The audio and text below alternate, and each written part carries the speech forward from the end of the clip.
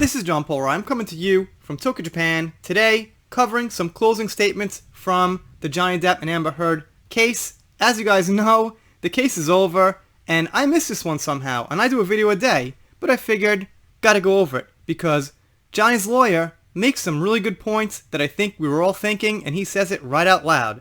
By the way, I got a thunderstorm right outside. I'm just gonna let it roll though. If you hear some lightning and thunder, well, could be worse, I guess. Here we go. Amber Heard has spoken of her trauma at reliving the breakup of her marriage, saying she is placing her faith in British justice as Johnny Depp's lawyer branded her a compulsive liar and the abuser in the couple's relationship. As the libel action brought by Depp against the publishers of the Sun newspaper ended on Tuesday, Heard was booed and heckled by Depp fans who have gathered daily outside the High Court in London for the proceedings over allegations that the Pirates of the Caribbean star had been violent towards her, and we saw some of those boos. We heard some of those boos. And a lot of you guys told me it was very enjoyable. For Amber, maybe not so much. In a short statement, Heard said, "It has been incredibly painful to relive the breakup of my relationship, have my motives and my truth questioned, and the most traumatic and intimate details of my life with Johnny shared in court and broadcast around the entire world. But she's the one who recorded it herself and put it out in public, so the only person she has to blame for this whole thing is herself." But people like Amber never actually blame themselves. Maybe she does in her private moments. You know, she's making her Starbucks latte and she's thinking, "God damn it, I should have done this differently. I effed up. Look what I'm in now." But not in an article, not in public. Because if she did blame herself, that would be pretty commendable and show some character. But of course not. She gave heartfelt thanks for the tremendous outpouring of support and the many messages I have received from around the world. "You have given me so much strength and I send it back to you." And she did get some support. She just didn't get so much support. She got like a fraction of the support that Johnny Depp got. He got the support of like 4 million people on Instagram overnight. YouTube channels like crazy. All you guys out there. And Amber got a few people here and there. Depp's lawyer, David Sherborne, told the court in his closing submissions, "From the big points to the small points, Ms. Heard has proved herself to be a wholly unreliable witness and frankly a compulsive liar. And I don't say that lightly." And it turns out, coincidentally, her friends are liars too. What do you know?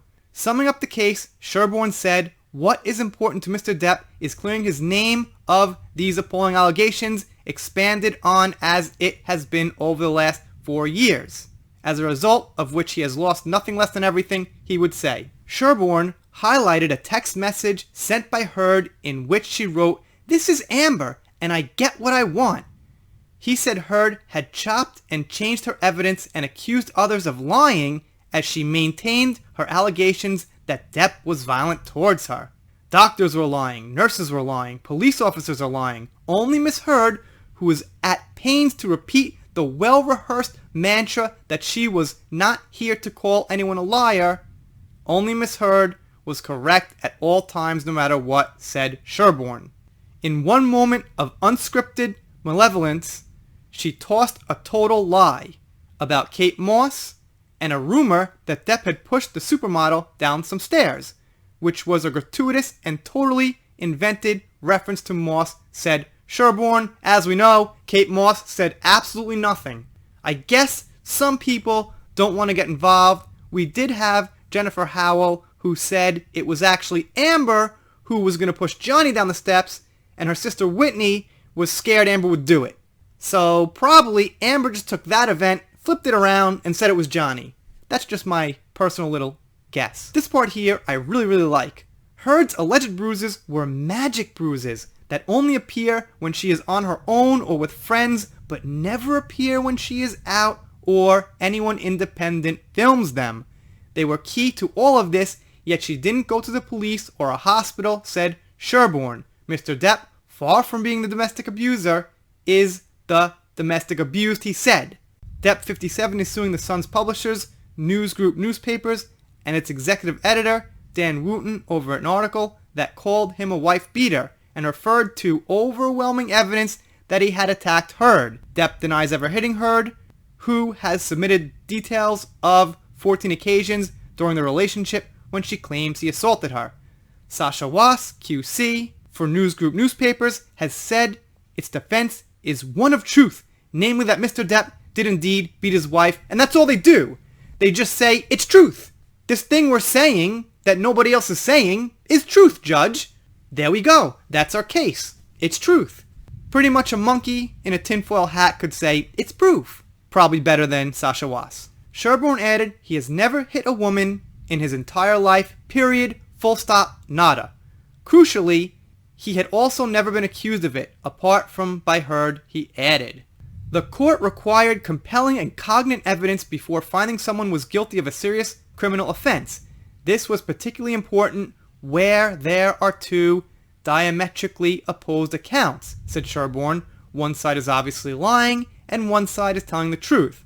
The court had heard astonishingly self-serving and fictionalized accounts of what Heard was thinking at the time of the alleged violence in an unsent email she wrote, and also in her secret feelings book that reads more like a novella than anything which matches reality, he said.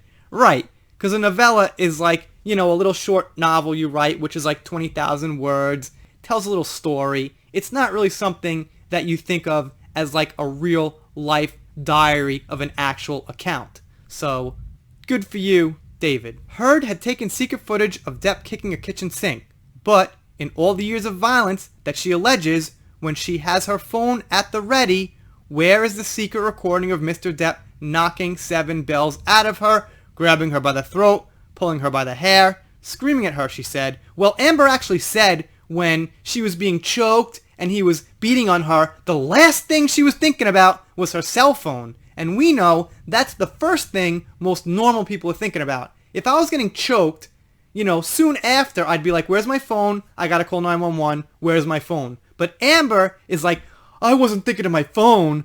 What could I do with my phone? I don't know. Maybe call for help? Alright, I feel stupid saying that, it's so obvious. Of photographs taken by Heard's friends allegedly showing injuries caused by Depp, he said, they are taken of an actress, someone who is familiar with the use of makeup. The fact that Depp had a history of consuming alcohol and drugs was not newsworthy, and he had been candid about his use of certain substances. Heard, he said, had deliberately sought to hide or play down her misuse of drink or illegal drugs. Judgment in the case will be delivered at a later date. Exactly. Johnny doing drugs and alcohol is like somewhat normal. I mean, maybe Johnny did a little bit more than some other people. Maybe he did some extra amounts that movie stars and rock stars do, but it's just mostly a normal thing, and it has no connection whatsoever to the abuse. So when you put it out there, someone's drinking, doing drugs, that means you're trying to divert from the actual issues themselves, which is the proof of the abuse. And these closing statements here, pretty perfect, man. This is stuff I've been thinking. The magic bruises part was gold. When you think about it, well, Io Tillett's around. She's got the bruises. Her friend Raquel's around. She's got the bruises. The makeup artist is around. I guess she had him there too. Her sister, she had him there too. But when it comes to like James Corden, he's not testifying. Not yet.